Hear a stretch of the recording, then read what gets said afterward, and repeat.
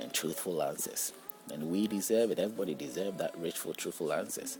I share with you to sort of for you to jingle up your opinions into some state of saying things that you might not be have aware of or have not considered. It's not true means of evilish means. No, you rather with me, we can get there.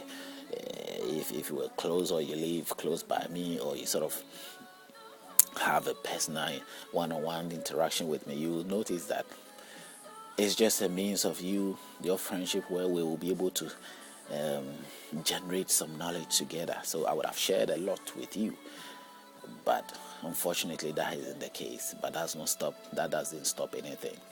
If I speak in this manner and you're listening, definitely from your end you can think things through and reach out to that person closer to you, and also think things through with that person to see the outcome.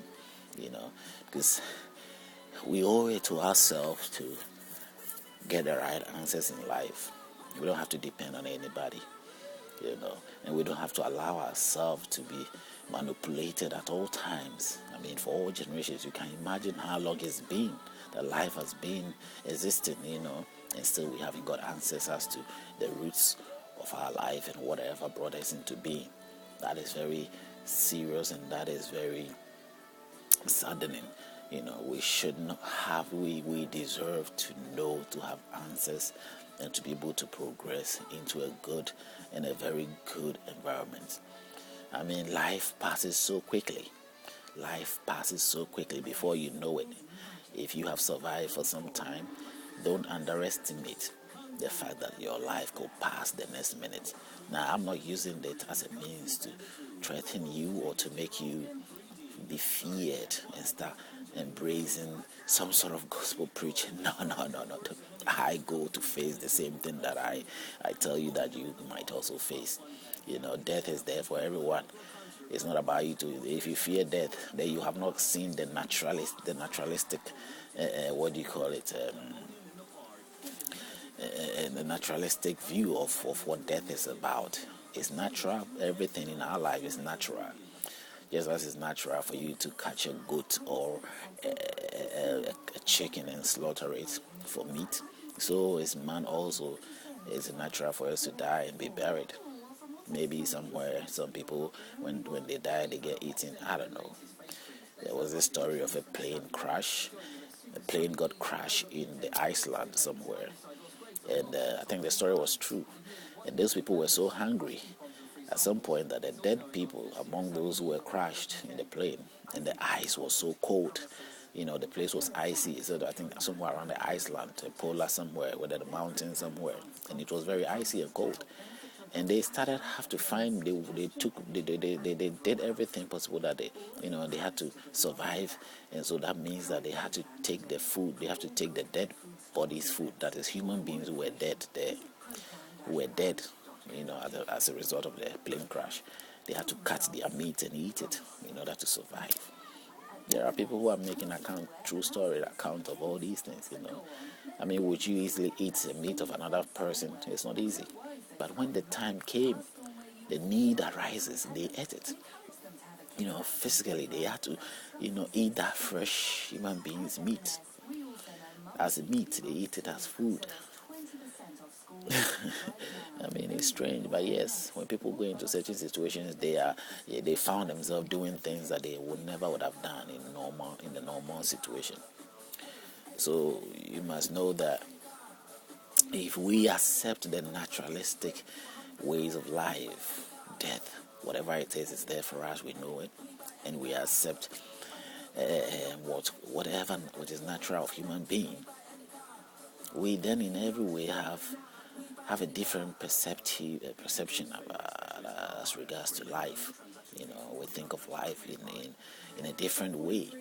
We're not too troubled or worried about things that are so irrelevant. And that is what this is about. And if you think along that line, you then have a clear picture of whether religion stands in the way of progression or not. And lucky enough, I have got a time to be pointing things. I have realized these things, and I'm sharing it with you, not at a cost. I know that you and I, like things that are expensive, things that are costly. You can go to the costly places and issue as much as you want to issue.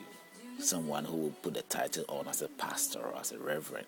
I could name myself a pastor or a reverend or whichever way you might be moved or enticed by.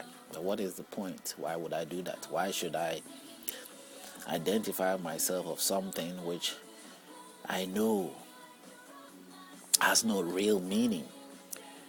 To whatever credit I want to pass out there. If I want to be, I have to be just what I am, what I know myself to be, or what I've accepted myself to be. No titles, whichever way, it doesn't matter. You look at me, you see, you get what you see, and you listen. It's all that matters is your ear, listening ear. And when you're listening, you're watching. You probably couldn't watch, you probably close your eyes, but you can listen.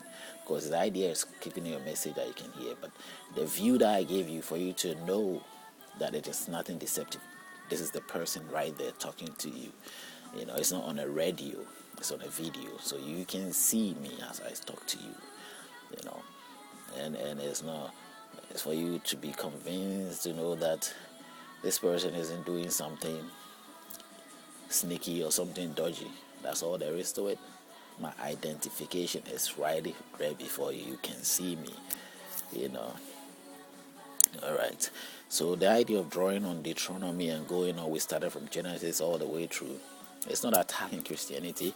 It's about pulling out the things that I have discovered in the faith that I majorly or mostly was a part of. And I've realized that it doesn't make realistic sense. There isn't any really good reason or sense of coordination for me to sort of bow and see it as being the word of a true God. And I intend to share that with you at no cost. I intend to share that with you. So if you listen, you can help somebody out there too. You can point out to somebody and tell him that, wow, this is what has been discovered in the book. I mean, these things make sense. It didn't make sense before to me, but now it does make sense.